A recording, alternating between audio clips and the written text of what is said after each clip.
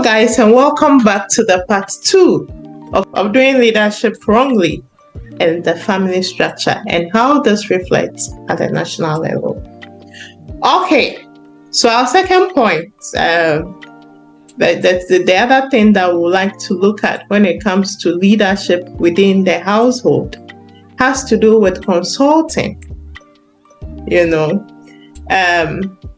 Men by their nature do not consult their wives. It looks more like I'm the head of the family. I get to decide what is done in this family. And when we look at the family structure and also the organizational structure, within the organization, you have different functions. It's the same thing at home. So in the house, there are different functions. And then one would think that because nobody is jack of all trades, there are some aspects within the home that the woman is very good at, and then there are other aspects that automatically the man will be good at.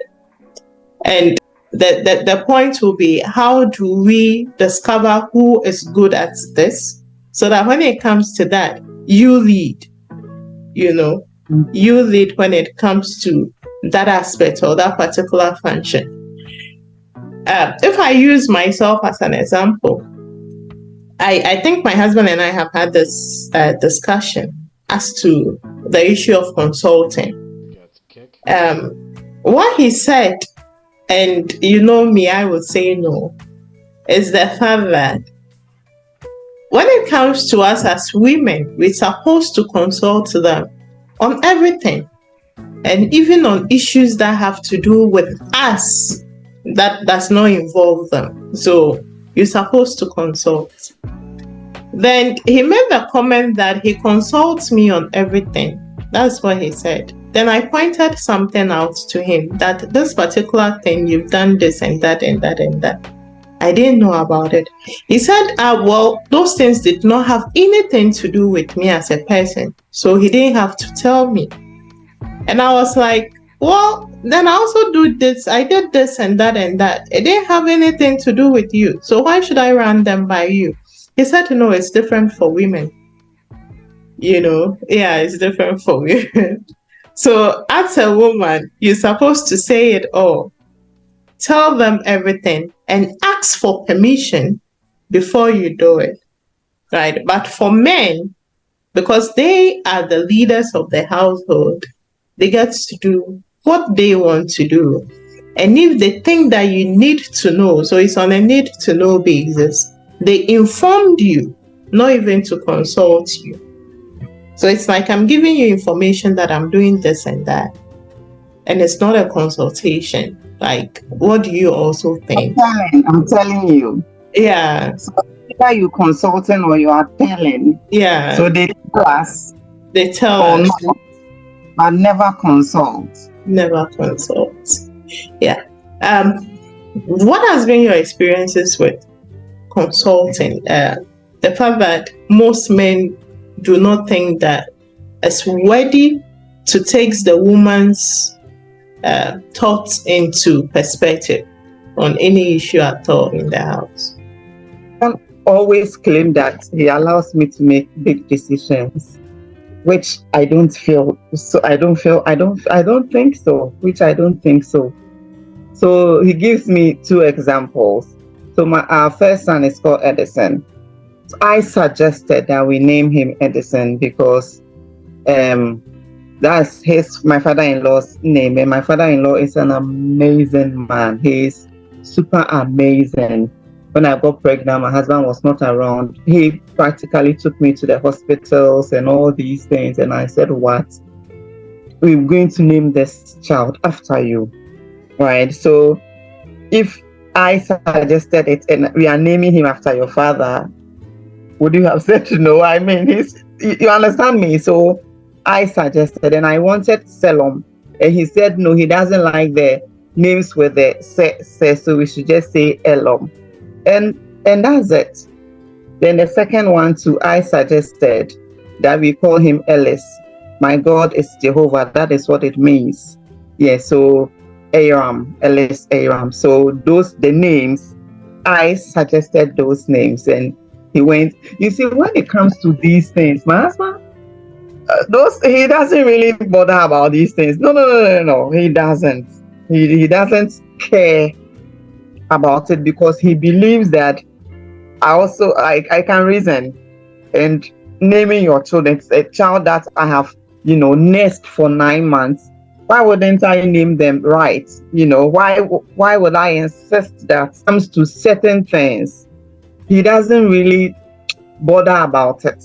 Like, I suggested the names of our kids and he accepted it. Then there was this what else? So in my house, when it comes to these things, it's very liberal decision making. It's very, very liberal. It's liberal. I am made, or I speak my mind a lot. I am very, very assertive at home. I speak my mind a lot. I speak my mind at home because that is the freedom I have. If I can't speak my mind, then it means I'm dying. It cannot happen. I speak my mind a lot. Yeah. It also means that at home, if you can't speak your mind as a woman, then you are not in a marriage. Mhm. Neither are you in a partnership. It's kind of like a boss and subordinate relationship. Yeah. So, well, just putting it out there that those women that with the consultation and a lot of men don't allow it, it means that you are not in a marriage. Because if it's a marriage, then there have to be a two-way street in terms of allowing the other person to also make decisions. So because I'm the weekly planner, like I always say that so far as I'm alive, I know what I'll do tomorrow, blah, blah, blah, and even next week. I plan ahead.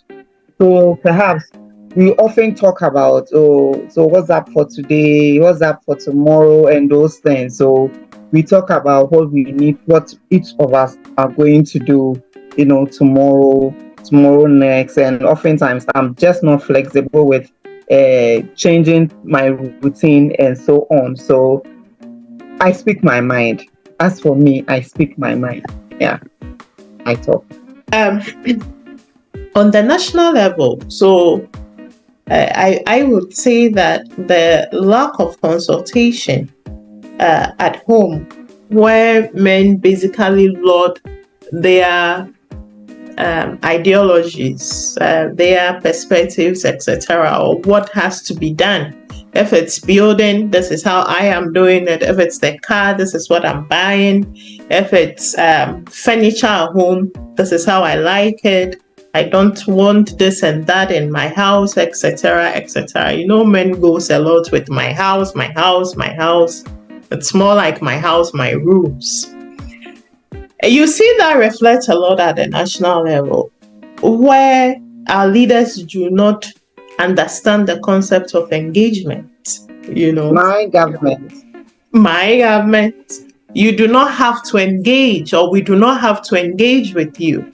And we see that now, even when we bring in the case of ECOWAS, and then the happenings at Niger, every right-thinking ECOWAS citizen or African citizens, and even in the Western media, it's saying that do not go to Niger and carry out a military intervention. Dialogue. Because if you go there with a military intervention, it would end up becoming a regional war. Those of us in Ghana will not be safe. Those in Nigeria will not be safe, etc., etc. So don't go there. I realize that you have a bunch of leaders who are largely male sit down and say that, well, we do not care what the reasoning voices are saying. We are saying military intervention, and whether 1 million people die, 1,000 people die, etc., even if it's just one person who loses his or her life, we do not care, because the decision lies with us and not what the other people think. So you realize that this phenomenon. It's whatever happens within the household, within the community, with homes, reflects largely with what is happening on the national and this one regional and then also continental stage, especially within the African context, where our leaders feel that your voice doesn't matter. I am your leader, I am your president, or we are your president, and then we make decisions for you how we want it and not what you want or what you think that is best for you, right? So sometimes wife says that, oh, I would rather prepare this, and then the husband goes to do something else. Because for the husband, it is my money and I determine what I want to use it for, even if I want to do it for you as a wife. And that largely reflects at the national and then the continental level. So there is this audio on social media about leadership, global leadership, and how Nelson Mandela is touted as, you know, a respected or revered world leader. So someone interviewed Nelson Mandela and asked his leadership style, how he became a revered leader or a respected global leader. Then he said his father was a tribal chief, and he also sat among them as a little boy, you know, to listen to, you know, their discussions. Although as a little boy, he was not allowed to, you know, speak at those meetings. And he observed that his father, being the tribal leader, or what we call the chief, always spoke last. Okay. So he comes there, they sit in circle. So there is no leader position. They just sit in circle, cordial. You know, we are here to consult and engage and interact. We want everybody to speak. So his father always spoke last. And by speaking last doesn't mean he was, you know, imposing his thoughts on ideas. So he speak last means that he listens to everybody and say, oh, okay, I've heard you all. You've said this, you said that, you said this. Okay. So I think I want to lean with this, or this is what you are all saying. Let's go by them one by one, if it makes sense, right? So here, what do we see in our corporate, you know, our workplaces? CEOs, MDs, supervisors come into a meeting, they always come last because the leader, that is their mindset. They have to come last to show that, yes, they are leaders. When they come in, people have to stand for them and all those things. So they come in and say, okay, this is what I think. So this is what I think we should do. What do you think? Everybody will just go, oh, yeah. You know, the yes man. Oh, yes. Oh, I think that is a good idea. So this is what they are imposing. They are telling you, this is my vision. This is what I think. I've pondered it, right? I've thought through. I couldn't sleep all night. That is why I'm late. And this is what I think. And it's even worse when some leaders who purport to be religious, whatever leaders, pastors and co at the corporate place, they come in and say they pondered over it, and the Holy Spirit is saying that this is the direction they should go. Corporate affairs. Let's all reason. Then they come in and hijack it and lie that this is what they feel it in their spirit. All those things. I have now, in my years, I've now come to conclude that some Christians are the most dangerous people to work with. Especially those who are they claim they are sound Christians. They are the most dangerous people to work with. Always hiding behind the Holy Spirit. Oh God, I prayed over it, yet purporting evil. Don't you see that reflecting at home too, where most of the time pastors become the most dangerous people you could ever marry? Yes. They come out and everybody is in awe of them. Oh, they wish, you know, the pastor can pray, ask their wife. I said, Anytime you meet a man you admire, you wish you had, ask his wife and children. They will tell you the real him, who he is, the real person. They appear so angelic, so sweet, and you wish, oh my God. Ask their spouses and children. They will tell you the opposite. They will tell you the terrible, the worst in their mouth. So, I mean, when it comes to consulting in my home, there is a lot of consultation because I speak my mind. I do speak. Yeah. So I think that the message here is the fact that men need to put aside their ego and understand that the women that are with them have a lot of wisdom, and then they need to keep quiet and listen to some of that wisdom, because nobody is jack of all trades. You cannot know it all. So just as the organization it's run, where there are various functions, both couples should identify their competence, where they are good at, and then take control over those sectors, so that when it comes to building a house or buying a car or putting your children to school or even naming your kids, etc., you consult each other on those. And then the person who is making more sense, even if that is the woman, her advice gets taken. And then the family work with that. The family work with that. Because as I said, a lot of the times we see that this particular phenomenon at the house where women do not have a voice play out at the national level. And at the national level, it's both men and women without power that do not have a voice. So it's now a bunch of old men who knows nothing about what is happening. I always say that when you look at our leaders, they need two things: where to steal more money from and where to get the next woman to have sex with. That is the only two things that they think about. So every other thing they do not think about. They just impose their ignorance on us, And we've seen how our society have continued to deteriorate at a very fast rate, and the mistakes that our leaders continue to make. And it's just a replica of what happens at a home. A replica of what happens at a home. So I think men can do better. And by this, we are saying that women should have a voice, right? As you will say, I will say it. Women should have a voice. Oh yeah, give yourself a voice.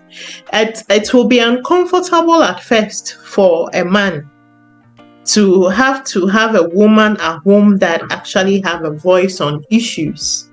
And he's going to I have been called disrespectful a number of times. It's like, it's my middle name. Oh, you're disrespectful. You're disrespectful. I don't give a damn. I'm disrespectful, but you hear what I have to say. And if hearing what I have to say means that I'm disrespectful, game on. I am. Right? And women need to take that position, because a lot of the time because we are intuitive, we have very good idea, but then we are asked not to speak because a woman is supposed to be seen and not heard, right? And we need to break that. If we have to change that's fine.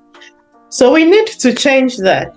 We need to change that if we are to make any meaningful transformational agenda at both the home and then at the national stage and the continental stage.